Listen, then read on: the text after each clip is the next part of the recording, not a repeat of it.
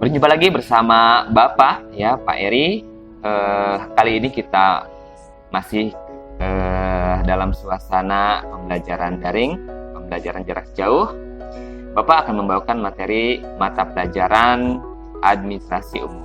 Sekarang kita masuk ke bab kedua, yaitu jabatan, tugas, dan uraian pekerjaan pada kegiatan administrasi yang akan dibawakan oleh Bapak sendiri dan juga rekan Bapak, yaitu Ibu Nanon Rahmi. Oke, berkaitan dengan kegiatan pekerjaan di suatu perusahaan, tentu tidak akan berjalan dengan lancar jika tidak memiliki struktur organisasi yang baik dan jelas.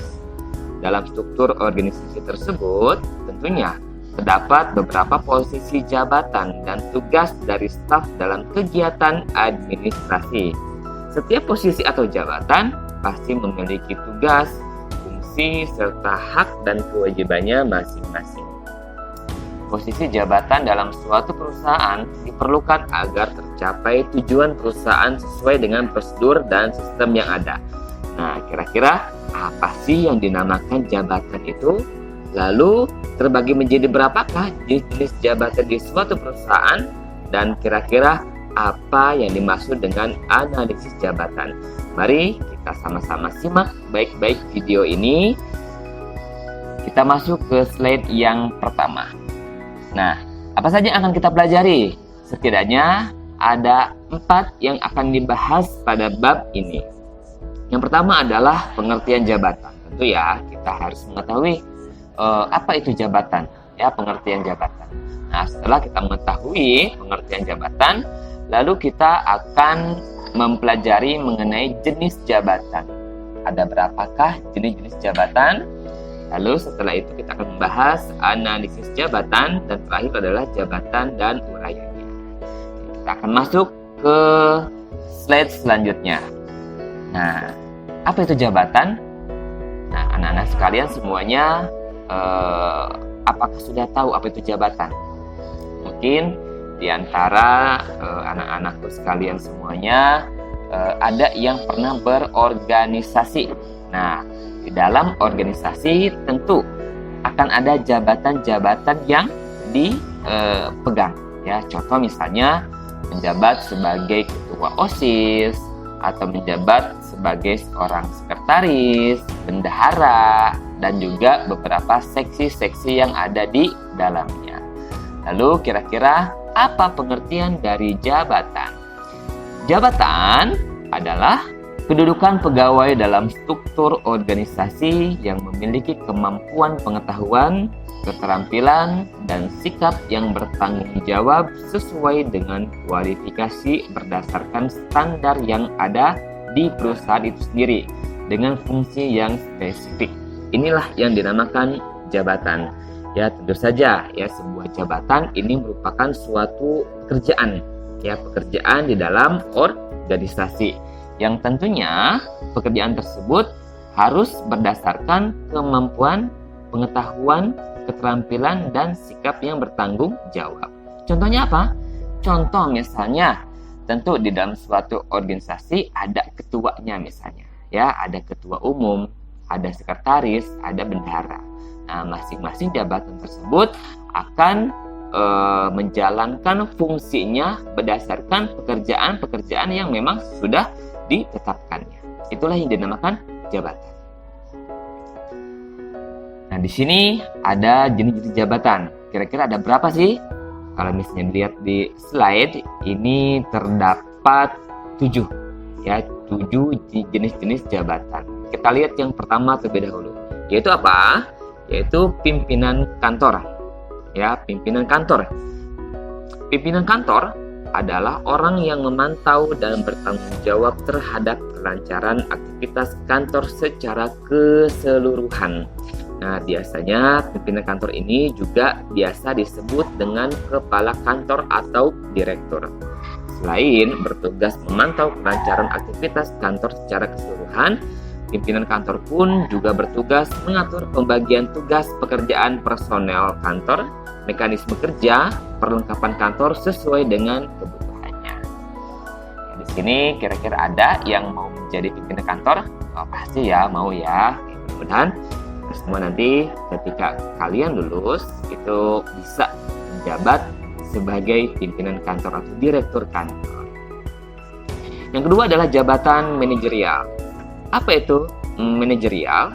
Nah, biasanya ini yang memanage, yang mengatur atau yang memimpin dalam sebuah pelaksanaan pekerjaan dengan menjalankan fungsi-fungsi manajemen. Masih ingat fungsi manajemen ada berapa? Ada 5 ya, ada 5 yang biasa disebut dengan POACE. Apa itu POACE? Masih ingat ya? POACE adalah P, planning, O, organizing, A, actuating, C, controlling, dan terakhir adalah E, evaluating. Itu ya. Itu sudah dijelaskan di pertemuan selanjutnya. Contohnya apa? Contohnya misalnya manajer keuangan, manajer pemasaran, manajer operasional, dan sebagainya. Ya, pastinya manajer ini membawahi para staf atau pelaksana. Nah, yang ketiga di bawah manajerial yaitu adalah staff. Ya, staff atau pembantu ahli. Ini diisi oleh para tenaga ahli yang cakap ya dan mampu dalam bidangnya masing-masing. Ada staf accounting, ada staf marketing, ada staf yang lain-lain sesuai dengan kompetensinya masing-masing. Nah, biasanya kalau staf ini tergantung dari keahlian, ya keahlian yang memang dimiliki oleh personel kantor tersebut. Lalu di bawahnya adalah kepala personalia atau HRD. Nah, HRD itu apa sih? HRD adalah Human Resource Department. Biasanya HRD ini bekerja di bagian khusus kepegawaian. Mereka bertugas untuk menentukan tenaga kerja yang sesuai dengan yang dibutuhkan oleh perusahaan. Kalau misalnya kita mau melamar pekerjaan, biasanya langsung bertemu dengan HRD. Nah, HRD inilah yang bertugas untuk menyeleksi biasanya, ya, menyeleksi orang-orang yang ingin masuk ke perusahaan tersebut atau yang melamar tersebut. Nah, selain juga membindangi untuk menentukan tenaga kerja, biasanya HRD pun juga mengatur dan mengkoordinasikan hak-hak pegawai seperti jatah cuti, santunan kesehatan, dan lain sebagainya. Itu HRD. Selanjutnya adalah kepala tata usaha atau kepala administrasi. Biasanya kepala TU ini biasanya orang yang menentukan garis-garis besar kebijakan dan tujuan yang harus dijalankan oleh kantor, serta memberikan pelayanan teknis dan administrasi kepada semua satuan unit. Misalnya berkaitan dengan surat menyurat, data-data, proposal, dan sebagainya. Nah, inilah tugas dari kepala tata usaha. Lalu ada jabatan struktural. Nah, keberadaan jabatan struktural secara tegas diatur dalam sebuah organisasi. Biasanya ini memiliki beberapa tingkatan, ya, yang tersusun dari tingkatan yang paling rendah sampai tingkatan yang paling atas struktural ini, ya. Lalu jabatan fungsional. Nah, jabatan fungsional ini contohnya seperti dosen, ya, dosen, guru. Nah, ini termasuk ke jabatan fungsional. Atau dokter, ya, dokter, bidan, itu pun juga termasuk jabatan fungsional. Nah, itulah beberapa jenis-jenis jabatan yang ada di dalam kegiatan administrasi. Nah, sekarang kita akan membahas mengenai analisis jabatan atau job analysis. Nah, kira-kira apa itu analisis jabatan? Kita lihat sama-sama. Analisis jabatan adalah suatu kegiatan untuk menganalisis macam-macam pekerjaan yang harus dilakukan, bagaimana cara mengerjakannya, dan alasan pekerjaan tersebut harus dilaksanakan. Contohnya apa? Contohnya misalnya nih, seorang sekretaris dalam melakukan pekerjaannya tentu harus mengetahui tugas-tugas yang menjadi tanggung jawab sebagai seorang sekretaris. Bendahara misalnya, bendahara pun mempunyai tugasnya masing-masing. Itulah analisis jabatan atau job analysis. Nah, kira-kira apa sih hasil dari analisis jabatan? Setidaknya ada 3 ya. Dari kita atau kantor melakukan analisis jabatan, setidaknya memberikan informasi yang berkaitan dengan ketiga hal tersebut atau hal yang ada di bawah ini. Ada deskripsi pekerjaan atau job description. Wah, ada kucing ya. Mohon maaf ya. Oke, ada job description, ada job specification, ada job design. Nah, inilah hasil dari analisis jabatan. Kita lihat sama-sama. Yang pertama, deskripsi pekerjaan. Apa itu deskripsi pekerjaan atau job description? Yaitu suatu daftar yang memberikan gambaran terkait tugas, wewenang, dan tanggung jawab pekerjaan yang akan dilaksanakan oleh pegawai yang bersangkutan. Biasanya, di dalam deskripsi pekerjaan ini memuat nama dan kode jabatan, tanggal pembuatan, nama penyusun deskripsi, nama dan alamat departemen, hubungan-hubungan antara departemen, serta beberapa deskripsi atau tugas-tugas yang berkaitan dengan pekerjaan tersebut. Yang kedua adalah spesifikasi pekerjaan atau job specification, yaitu suatu daftar yang berisi informasi tentang pengetahuan, kemampuan, keterampilan, dan karakteristik lain yang harus dimiliki oleh seseorang terkait dengan posisinya pada suatu jabatan tertentu. Misalnya apa? Misalnya dari penampilan, dari tinggi dan berat badan, pengalaman kerja, umur, ataupun jenis kelamin. Ya, biasanya kita bisa melihat spesifik pekerjaan ini di lowongan pekerjaan. Ya, ketika kita melihat lowongan pekerjaan itu ada tuh spesifikasinya atau hal-hal apa saja yang dibutuhkan untuk menempati posisi pekerjaan tersebut. Ya, umurnya harus maksimal berapa dan sebagainya. Gitu ya. Oke, terakhir adalah desain pekerjaan atau job design, yaitu proses perancangan pekerjaan dengan penentuan tugas-tugas dan metode serta hubungan antara pekerjaan tersebut dan pekerjaan lainnya dalam suatu perusahaan. Itulah hasil dari analisis jabatan. Selanjutnya akan dijelaskan oleh Ibu Nanon. Ya, silakan Ibu Nanon. Assalamualaikum warahmatullahi wabarakatuh. Baiklah, anak-anak ibu semuanya, ibu akan melanjutkan apa yang tadi sudah dijelaskan Pak Eri mengenai analisa jabatan. Ibu di sini akan memberikan keterangan mengenai manfaat analisa jabatan itu sendiri. Yang pertama, dengan adanya analisa jabatan dalam setiap organisasi atau di dalam setiap lembaga, maka akan mempermudah organisasi itu di dalam melakukan perekrutan dan seleksi jabatan. Jadi, dari hasil analisa jabatan biasanya sudah ada siapakah orang-orang yang bisa menempati posisi atau jabatan tertentu, sehingga jabatan atau posisi tersebut sesuai dengan kemampuan dan keahlian orang tersebut. Ya, itulah salah satu dari manfaat analisa jabatan.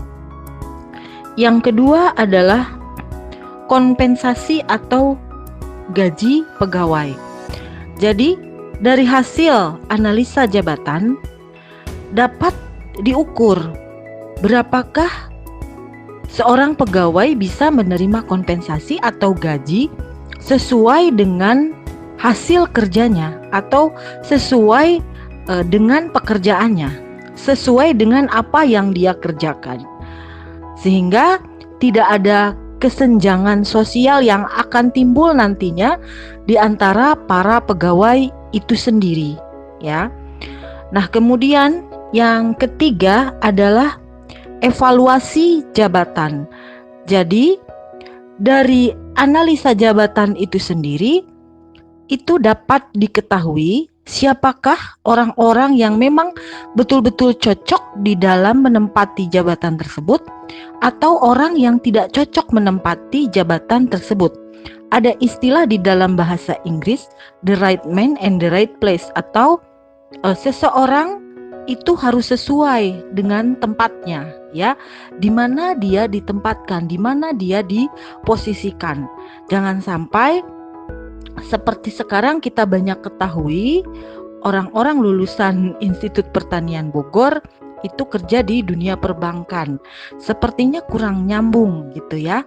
Nah, tetapi kalau memang organisasi atau lembaganya itu sendiri mengadakan training untuk orang-orang yang tidak sesuai mungkin pendidikannya dengan kemudian di mana dia ditempatkan, tidak menjadi masalah, ya. Tetapi jika perusahaan itu tidak mengadakan training terlebih dahulu atau pelatihan terlebih dahulu, maka itu akan menyulitkan seseorang di dalam bekerja, sehingga perusahaan jugalah yang nantinya akan istilahnya sulit untuk mencapai target atau tujuan yang telah ditetapkan. Yang keempat adalah penilaian prestasi kerja pegawai. Nah, seseorang yang bekerja tidak melulu harus terus bekerja untuk sebuah lembaga atau untuk sebuah organisasi, ya. Dengan adanya analisa jabatan, prestasi seseorang juga bisa diketahui sampai di manakah dia bisa menyelesaikan suatu pekerjaan yang diembankan atau yang ditanggungjawabkan kepada dirinya. Apakah dia sudah berhasil melakukan pekerjaan tersebut atau belum berhasil atau sama sekali tidak berhasil, ya. Jadi itu yang dimaksud dengan penilaian prestasi kerja pegawai. Jika berhasil, mungkin perusahaan akan memberikan jabatan yang lainnya yang lebih tinggi dari itu, ataupun kenaikan gaji, ataupun berupa insentif, bonus dan sebagainya, ya. Jadi dari hasil analisa jabatan bisa kita peroleh juga dari atau prestasi dari kerja seorang karyawan atau seorang pegawai.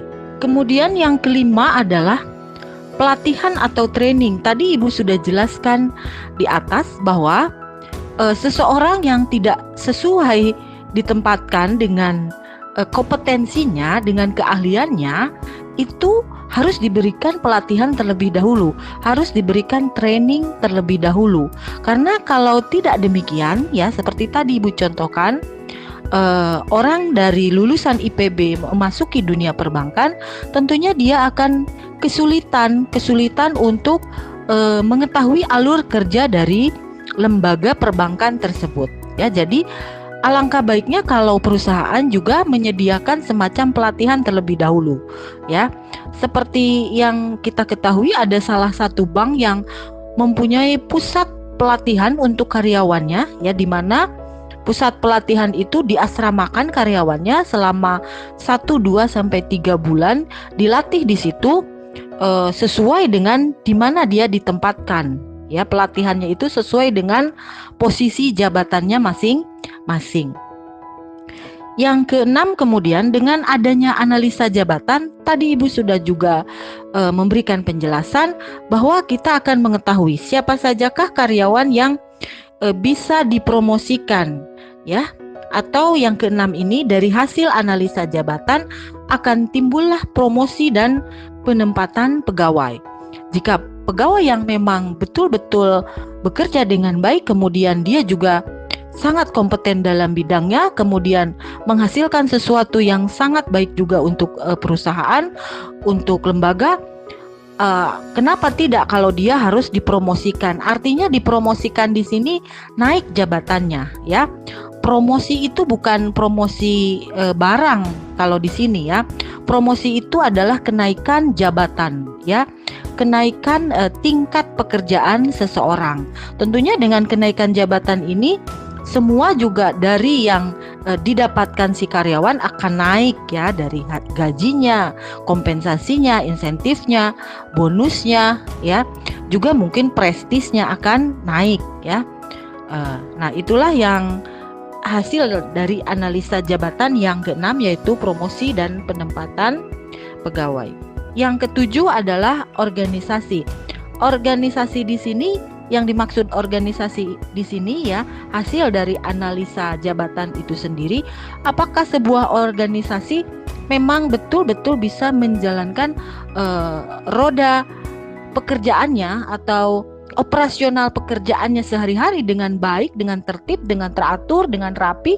Kemudian kalau perusahaan swasta pasti akan banyak diminati konsumen, akan banyak dicari orang ya. Tapi kalau organisasi pemerintahan tentunya masyarakat umum akan merasa puas, akan merasa senang dengan pelayanan mereka ya. Itulah yang dimaksud dengan organisasi dari hasil analisa jabatan di sini. Yang kedelapan adalah penyederhanaan pekerjaan.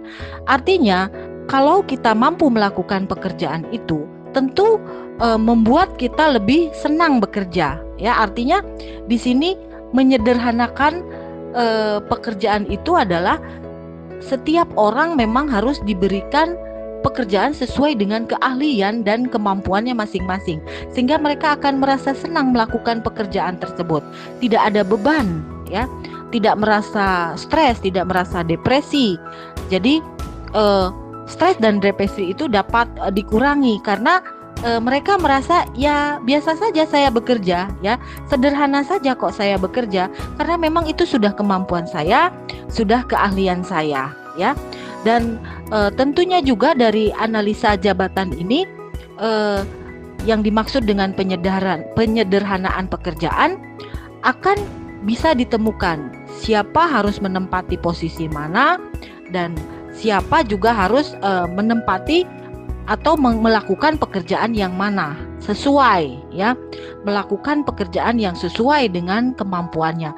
Jadi segala macam pekerjaan itu terasa sederhana oleh kita karena memang kita mampu melakukannya. Jadi contoh lagi, mungkin kalau anak STM ditaruh di bagian arsip, tentu dia akan merasa kesulitan, ya.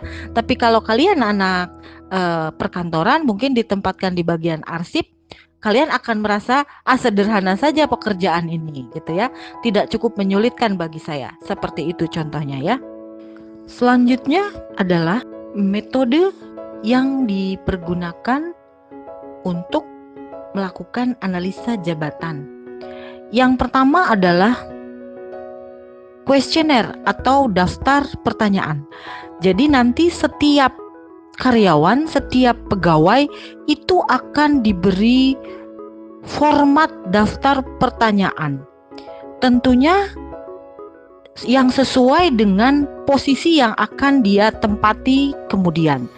Jika kuesioner atau daftar pertanyaan itu dapat dia jawab dengan baik, maka orang tersebut dinyatakan bisa menempati posisi tersebut. Tetapi kalau daftar pertanyaan atau kuesioner itu tidak bisa dia jawab dengan baik, tentunya perusahaan akan menangguhkan, ya, posisi yang akan diberikan kepadanya. Mungkin perusahaan akan memberi lagi daftar pertanyaan atau kuesioner yang lain yang sesuai dengan keahliannya, ya. Yang kedua adalah observasi atau pengamatan. Jadi setiap perusahaan akan terus memantau hasil kerja dari masing-masing karyawan atau pegawainya, ya. Apakah itu mulai dari tingkat direktur, wakil direktur, manajer, wakil manajer, ya, supervisor. Nah, kalau di pemerintahan mungkin mulai dari kepala dinas, kepala bidang, kepala seksi, ya. Semuanya dipantau oleh pemerintah pusat. Kalau di swasta mungkin akan dipantau oleh yang mempunyai owner dari perusahaan tersebut. Apakah memang kalau seorang manajer personalia misalnya ditempatkan, di bagian personalia, seseorang ditempatkan di bagian personalia sebagai manajer personalia, apakah dia cocok? Ya, itu dipantau terus oleh perusahaan. Bagaimana hasil kerjanya? Baikkah? Mampukah dia? Ya, kalau memang dia mampu, kalau memang dia bagus dalam pekerjaannya, tentunya perusahaan akan memberikan ya semacam ketentuan bahwa dia bisa menempati posisi itu untuk beberapa lama kemudian, atau mungkin bisa saja dia naik jabatan ke posisi yang lebih tinggi. Yang ketiga adalah wawancara. Nah, dari hasil wawancara ini biasanya seseorang bisa diketahui ya, apakah betul dia bisa menguasai pekerjaan itu, atau mampukah dia menguasai pekerjaan itu, atau mungkin dinilai secara emosional melalui hasil wawancara ini. Jika memang dia seorang pemimpin pada lembaga atau organisasi tersebut, ketika diwawancarai dinilai tidak baik atau kurang baik secara emosional untuk menempati posisi tersebut, tentu perusahaan akan lebih mempertimbangkan lagi ya, posisi manakah yang lebih cocok untuk orang tersebut. Nah, itulah ketiga metode analisa jabatan yang biasanya dipakai oleh perusahaan untuk memberikan posisi atau jabatan terhadap seseorang ya, memberikan posisi, memberikan gaji ya, juga menentukan hasil kerjanya ya, sampai di manakah dia bisa melakukan pekerjaan sesuai dengan kemampuannya, sesuai dengan keahliannya ya. Ketiga metode itulah yang biasanya dipakai untuk perusahaan untuk menilai hal-hal tersebut yang tadi Ibu sebutkan. Kemudian administrasi kantor atau office administration, di mana pekerjaan-pekerjaan administrasi kantor ini biasanya dilakukan oleh seorang sekretaris. Yang pertama adalah pembuatan naskah sederhana, lembar kerja dan bahan presentasi melalui pemakaian software yang sesuai. Pembuatan naskah sederhana yang dimaksud adalah contohnya pembuatan konsep surat, pembuatan konsep laporan, atau bahkan surat dan laporan itu sendiri. Lembar kerja tentunya banyak ya, format-format yang biasanya harus diisi oleh pegawai lainnya atau diisi justru oleh atasannya ya. Kemudian bahan presentasi juga biasanya disiapkan oleh seorang sekretaris untuk pimpinannya, untuk atasannya yang akan melakukan presentasi ya. Kemudian semua pekerjaan itu apakah mampu seorang sekretaris memakai software yang sesuai dengan yang harus dilakukan untuk menyelesaikan pekerjaan-pekerjaan tersebut ya. Yang kedua adalah menerima dan meneruskan telepon masuk kepada yang dituju.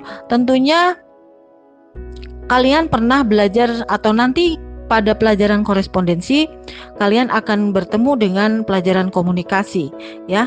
Nah, pada administrasi umum juga nanti di sini akan sedikit diulas mengenai ilmu komunikasi. Dari ilmu komunikasi itulah tentunya kalian harus belajar berbicara dengan baik kepada orang lain melalui media telepon ya, atau juga berbicara dengan sopan, santun dan bijak kepada rekan kerja, kepada atasan, atau kepada mungkin bawahan kalian ya.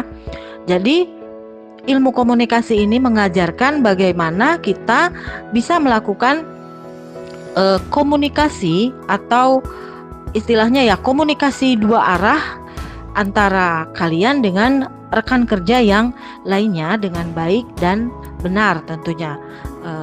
Etikanya diperhatikan ya, juga cara bicaranya diperhatikan, tata bahasanya juga harus diperhatikan. Nah, itu semua nanti akan dipelajari pada ilmu komunikasi. Yang ketiga adalah menggunakan peralatan kantor seperti mesin faksimil, mesin fotokopi dan lain-lain. Mesin faksimil itu biasanya adalah mesin yang dipergunakan untuk mengirimkan data melalui sebuah mesin, di mana kita seperti orang mengcopy data, tetapi kemudian nanti keluar di mesin faksimil orang lain dengan media telepon, ya. Telepon, tentunya telepon tidak bisa pakai HP. Teleponnya itu harus telepon yang berkode seperti Bogor, kodenya 0251. Artinya telepon rumah lah gitu ya, telepon yang portable. Jadi tidak bisa melalui HP. Nah, mesin faksimil ini bisa mengirimkan data dengan bantuan nomor telepon tersebut, ya. Kemudian pekerjaan administrasi kantor yang keempat adalah menerima dan meneruskan surat kepada yang dituju. Jadi ini adalah salah satu pekerjaan seorang sekretaris, di mana seorang sekretaris itu harus mampu memeriksa atau bahkan meneruskan surat tersebut harus kepada siapa saja sampai, ya. Jadi begitu kalian menerima sebuah surat, kemudian surat itu ditujukan untuk atasan kalian, berarti kalian harus memberikannya kepada atasan kalian. Nah, kemudian atasan kalian itu biasanya akan memerintahkan kalian lagi untuk meneruskan surat tersebut kepada pihak-pihak lain yang harus tahu dari isi surat tersebut. Nah, ataupun berupa sebuah perintah dari atasan kalian dengan timbulnya surat tersebut, ya. Contohnya kalau di dalam sebuah organisasi pemerintahan, kepala dinas menerima surat dari pemerintah pusat yang menyatakan bahwa harus ada 3 atau 4 orang karyawannya melakukan pelatihan di sebuah daerah. Maka yang akan dipanggil oleh si kepala dinas adalah seorang sekretaris dinas di sini, ya. Nah, si sekretaris dinas inilah yang nantinya akan meneruskan surat tersebut kepada beberapa orang yang memang pantas ditunjuk untuk menerima pelatihan tersebut. Jadi bukan kepala dinasnya yang menyuruh langsung, tetapi dia akan mendelegasikan berdasarkan surat tersebut si sekretaris dinas untuk menunjuk beberapa orang supaya bisa mengikuti pelatihan tersebut.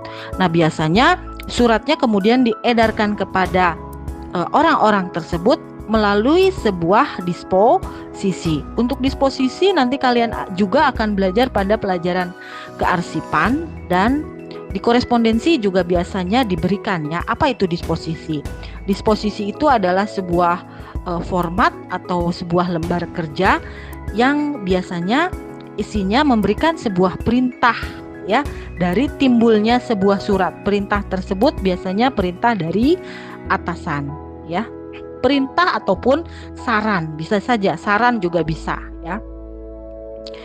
Kemudian pekerjaan sekretaris yang kelima adalah menerima dan mengantar tamu. Jadi ini ilmu komunikasi di sini memang sangat diperlukan, ya. Bagaimana kalian bisa menerima tamu dengan baik, dengan ramah, dengan sopan, ya.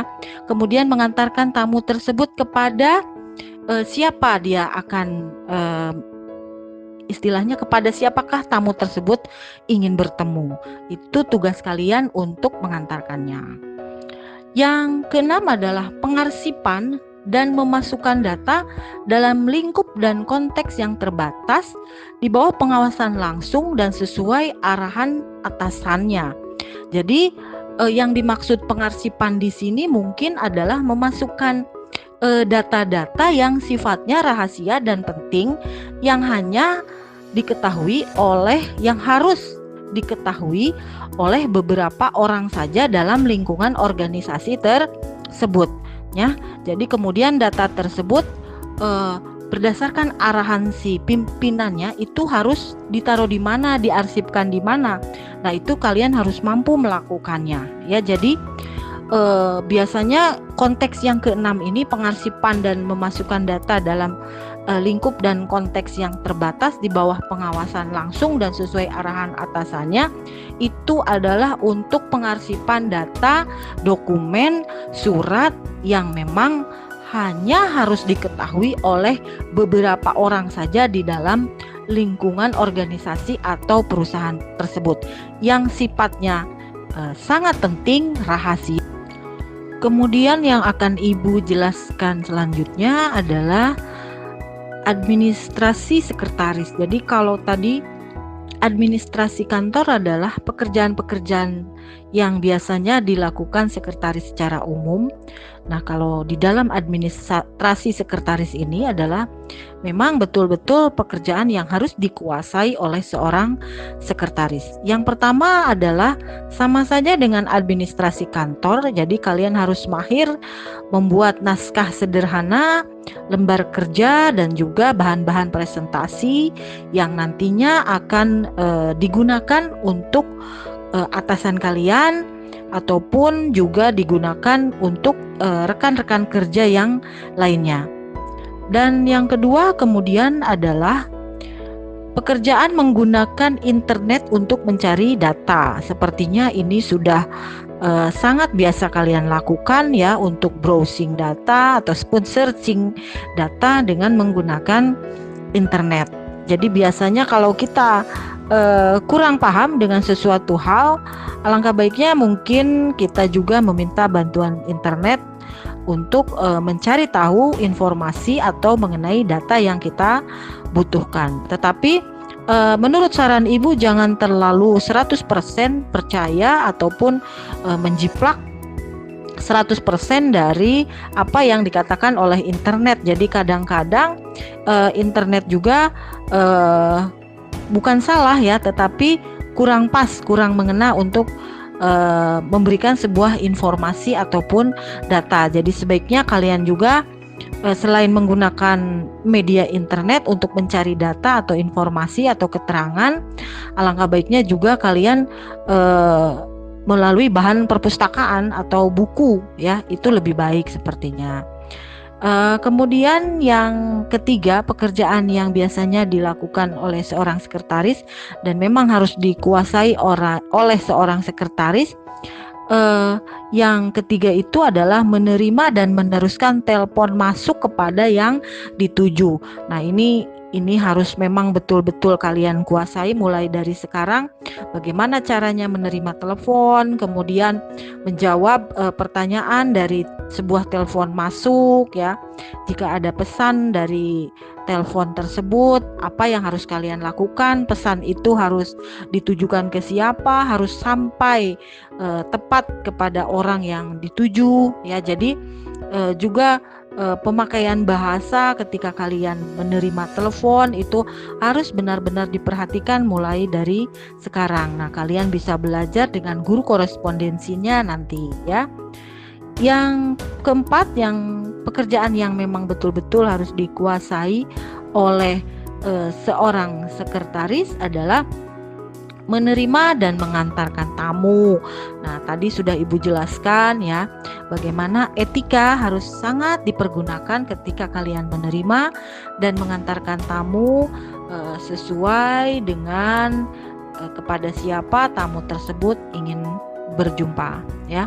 Kemudian yang kelima itu adalah menerima dan meneruskan surat kepada yang dituju. Nah, tadi sudah panjang lebar Ibu beritahu bahwa surat itu memang betul-betul harus kalian perhatikan untuk siapa, juga sifat dari surat tersebut, apakah penting, rahasia, sangat penting ya. Nah, itu sifat surat antara lain, contohnya itu harus betul-betul diperhatikan. Kalau memang itu surat biasa, tentunya perlakuannya seperti apa, surat yang sangat rahasia, perlakuannya seperti apa, surat yang penting dan sangat penting, perlakuannya seperti apa, itu betul-betul harus kalian tahu. Kemudian surat itu untuk siapa, ditujukannya kepada siapa, jangan sampai kalian salah memberikan, ya.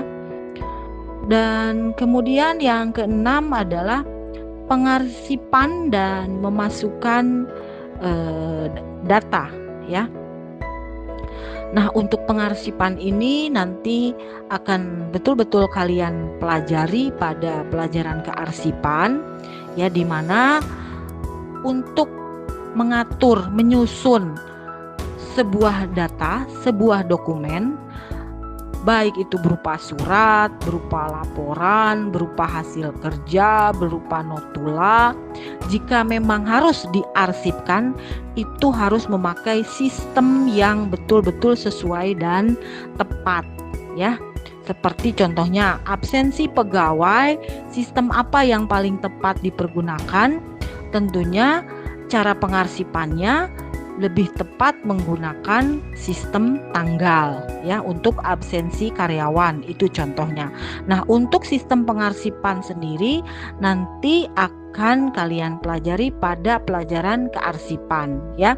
Setelah UTS mungkin akan Ibu lebih jelaskan secara rinci apa sih yang harus dilakukan apabila kalian memang tugasnya menerima surat, kemudian surat itu harus diapakan terlebih dahulu, ya, bagaimana cara pengarsipannya, ya, ataupun menerima dokumen atau data dari pihak luar atau dari di dalam intern perusahaan itu sendiri, perlakuannya seperti apa untuk mengarsipkannya, nanti kita akan pelajari setelah UTS ini pada pelajaran kearsipan, ya. Kemudian yang ketujuh adalah kalian harus bisa menggunakan peralatan kantor seperti tadi Ibu sudah jelaskan, faksimil dan mesin fotokopi. Kemudian di sini ditambah dengan LCD, OHP dan scanner. LCD itu adalah singkatan dari Liquid Crystal Display. Jadi biasanya LCD ini dipergunakan atau dipergunakan oleh monitor komputer, televisi, monitor layar HP, ya. Itu sudah pakai LCD semua sekarang, layar datar lah kalau kalian bilang mah. Nah, mungkin di sini artinya kalian harus mampu menggunakan perangkat komputer yang menggunakan LCD, mungkin itu maksudnya, ya. Kemudian OHP itu singkatan dari overhead projector. Jadi kalau sekarang lebih condong orang bilangnya infocus, ya. Bagaimana cara menggunakannya, kemudian bagaimana bisa sambung ke komputer, kemudian bisa terlihat di overhead projector atau penggunaan infocus itu seperti apa, sehingga memang semua orang bisa melihat data yang disajikan melalui komputer dengan bantuan overhead proyektor tersebut. Mesin scanner ini adalah mesin pengganda dokumen, ya, hanya bedanya dengan mesin fotokopi. Kalau fotokopi itu langsung bisa banyak, ya, sekaligus. Kalau scanner enggak, ya, hanya satu atau dua saja, dan memang sama persis hasil yang didapatkan dari mesin scanner ini dari penduplikasian sebuah dokumen, ya. Kemudian pekerjaan sekretaris yang harus kalian kuasai lainnya adalah melakukan fungsi resepsionis. Apa itu resepsionis? Resepsionis itu biasanya orang yang berada di front office yang tugasnya memang memberikan penjelasan tentang sesuatu hal dari seorang tamu yang tidak tahu, ya, kemudian diarahkan oleh seorang resepsionis. Ibu mau kemana, ke bagian mana, itu diberikan penjelasan oleh resepsionis, ada di lantai berapa, ya, bisa kepada siapa, tujuannya mau apa. Nah, itu biasanya orang bertanya kepada resepsionis. Resepsionis ini pasti tugasnya di front office atau di depan kantor ya, bukan di belakang kantor. Pasti dia akan berada di depan ya, untuk melayani tamu, melayani konsumen ya yang memerlukan penjelasan atau informasi mengenai sesuatu hal dari instansi ataupun organisasi tersebut ya.